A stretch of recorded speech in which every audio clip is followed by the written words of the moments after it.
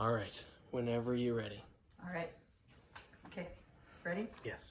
So, my question? Oh, That's on you. Here. Okay.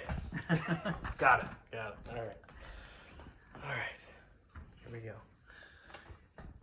In the midst of the pandemic, what is it about God that brings you peace and encouragement? Okay. When the pandemic began back in March, I didn't have peace or encouragement. When I left school that day, it was spring break. We were starting spring break, and I thought, and people said, we're not coming back. And I said, we're coming back. We're in the business of people.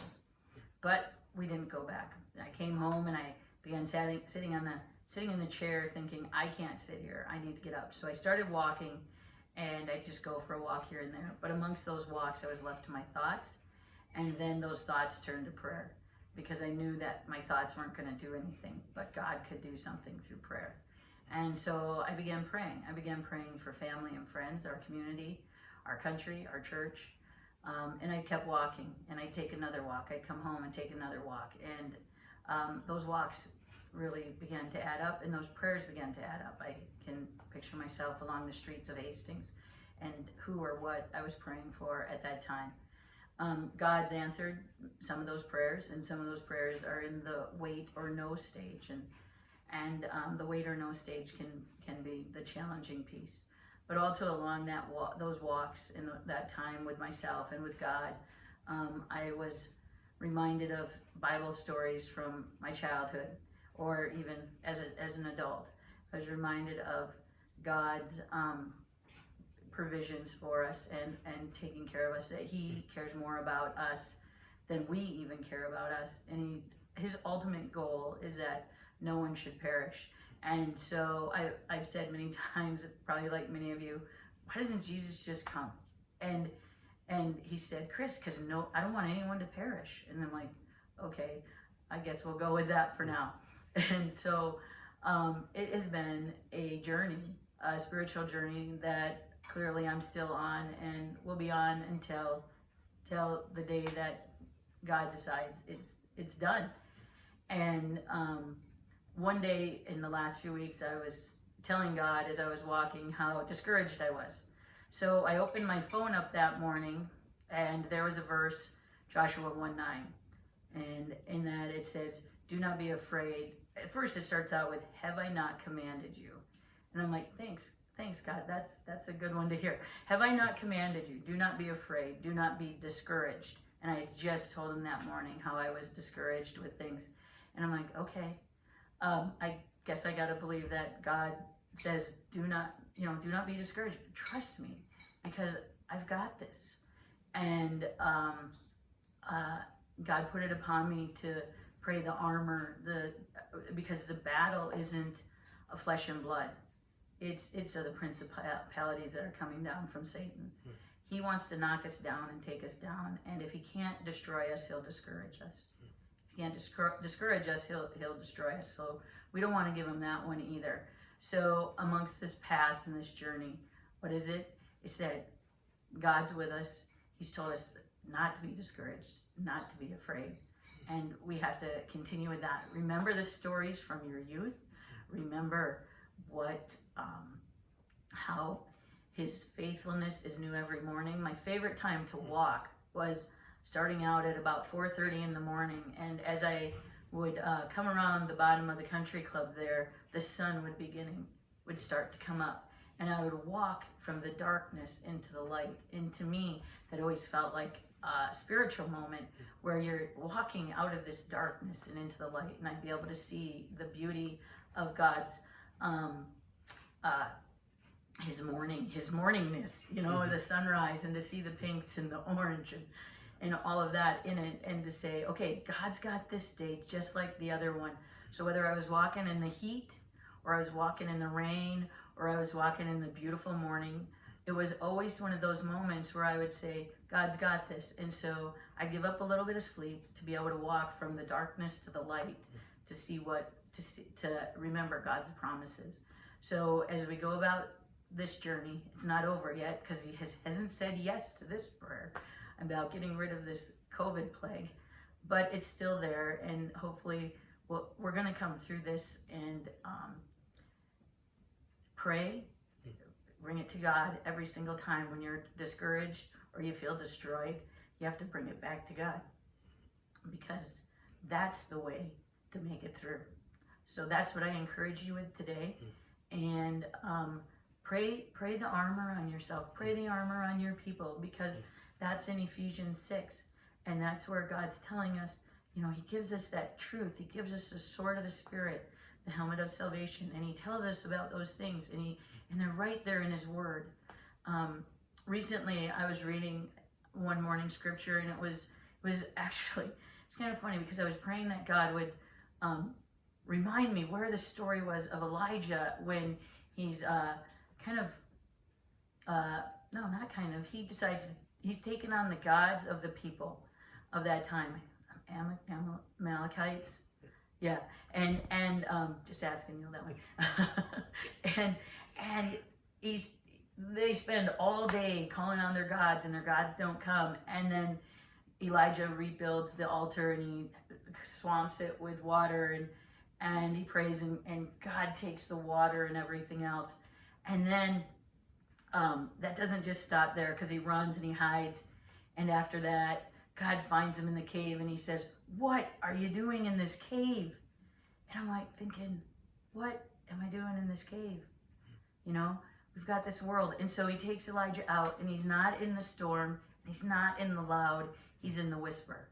So pay attention for that whisper. Pay attention for that encouragement, because God is in this. He's got this even when you don't feel like it, because trust me, there are many times I don't feel like it.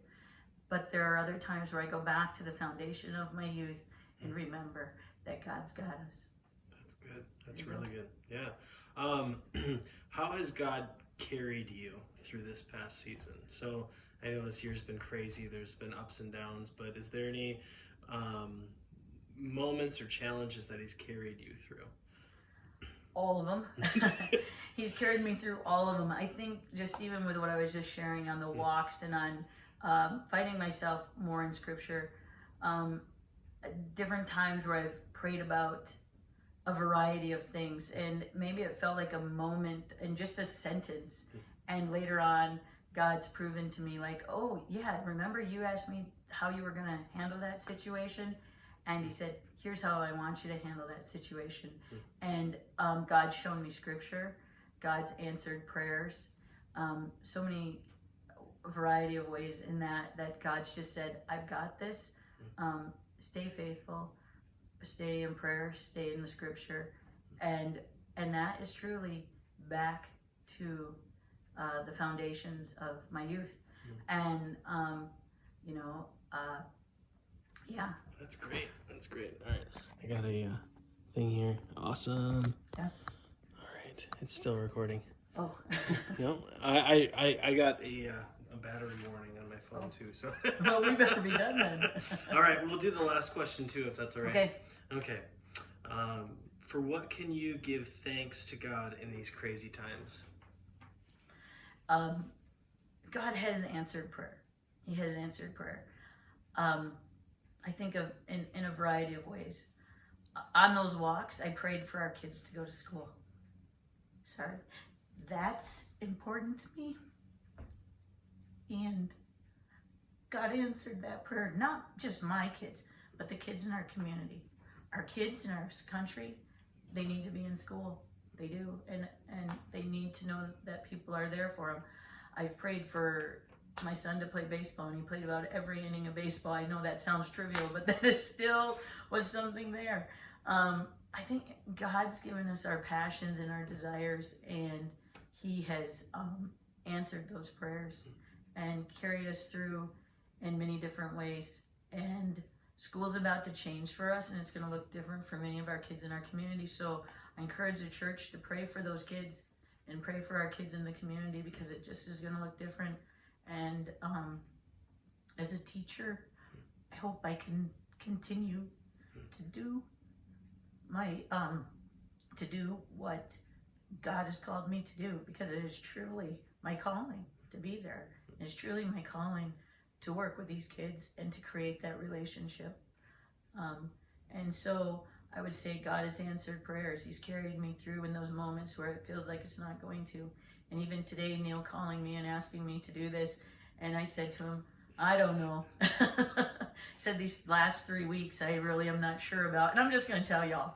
And I said, and then as I talked to him, I'm like, no, God's really done a lot. So yeah, these last 3 weeks might seem, have been a little bit crazy, but God's answered prayers and he continues to do that. So he'll continue to do that. We take it back to him. His mercies are new every morning. That's awesome. Just one thing to finish. That was really good, like just meaningful. One thing to finish, just finish the sentence, I'm thankful to God for blank, and then start over again. I'm thankful to God for blank, and just rattle off a few. Sometimes that's you could edit that part. You know? No, it's good. Yeah. No. So I'm thankful to God for my family. I'm thankful to God for his mercies every morning. I'm thankful to God for his forgiveness, because every one of us are sinners, and we can put a scale on our sin if we want to, but God doesn't do that. If I lie, if I steal, if I murder, whatever I do, it's all sin, and that's all forgiven from God. And I'm thankful for that. And so we have his mercy there, that we don't deserve it. I'm thankful for God that he's conquered death. This COVID thing has told us over and over again, we're protecting ourselves from death. It was never God's plan that death would be a part of our lives, ever. When we think back to the Garden of Eden, God's plan was for eternity, with Adam and Eve, with him in the garden. But when they sinned, it became God's plan, not God's plan, it became how God didn't let us live in our knowledge of good and evil. And so God did that so that we can be with heaven again. And so that restores us back to God at one point in time. And that's something else that God has told me over this journey, these last few weeks, as we think more and more about death, and the simple fact of, Chris, I don't want anyone to die. I didn't want death to be a part of this. I had the Garden of Eden, but I had to give you the free choice. I had to give you the choice to choose me. So for all of us out there, I'm thankful for that choice. I'm thankful that God has given me the choice to choose him and to walk with him each and every day. And on those days or those moments when I forget, I'm thankful that he reminds me. And I'm thankful that the sun is shining outside in a little bit. I'll be on another walk. And just to be able to enjoy those walks, as far as we all know it's going to snow pretty soon here and it's going to get pretty cold, but to enjoy those walks and figure it out from there. I'm thankful that someday this will end and we'll look back on it, and maybe we'll see our prayers that God has answered, and we'll see how God has changed our lives because of it.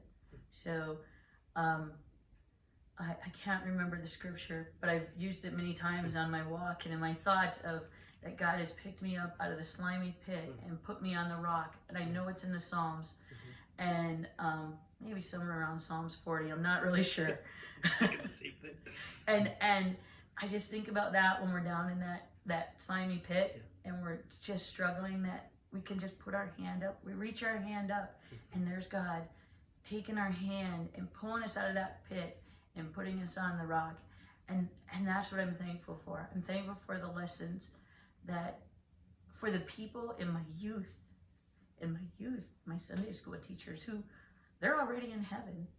I'm thankful for them, that they took the time to teach me the Bible stories that I didn't maybe understand, other than it was a story at the time, to teach me truly who God is and what he has done for our lives. So I think those are the things that I could continue on, but no, that's good. But that's good. But I think that that's really where God has given me the peace and the hope that it will be there. And truthfully, our hope when I think of one of my songs, that all my hope is in Jesus, and I have to remind myself of that sometimes. That David Crowder's song, all my hope is in Jesus, and that is really one of those songs that really says it all. That really, in the midst of all of this, our hope has to be in Jesus and what he's done for us and what he's done for others. So as you go about your Thanksgiving, and as you go about what is before you, stay faithful in prayer. Remember the scriptures. Remember the scriptures that you learned from long ago, or the ones that you're learning now. Because, like I said, if Satan can't discourage us, he'll try to destroy us. And if he can't destroy us, he'll try to discourage us. And there again, Joshua 1:9 apparently says, do not be discouraged. So that's a challenge. But every moment, God says, hey, it's okay to be discouraged, but just remember, I'm never going to leave you. I'm never gonna forsake you. I'm here, and we've got this together, and I've got the best plan for you. That's awesome. All right, there we go. That's all I need. All right. Sorry, that's more than 2 minutes now. No, I